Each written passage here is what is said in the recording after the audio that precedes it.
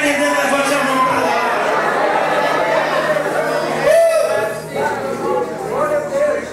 O que tem de damas compactuando com o mundo. Ah, pastor, não tem problema não. Lá faz, lá fora dá certo. Esses dias eu vendo um vídeo e o pastor dizia que ele foi chamado para pregar numa igreja. De repente, antes dele pregar, nas costas dele desce um elevador e o pastor desce naquele elevador. De repente, de um lado a banda começa a cantar: só as pastoras, as missionárias. Você pode dar risada, mas é verdade.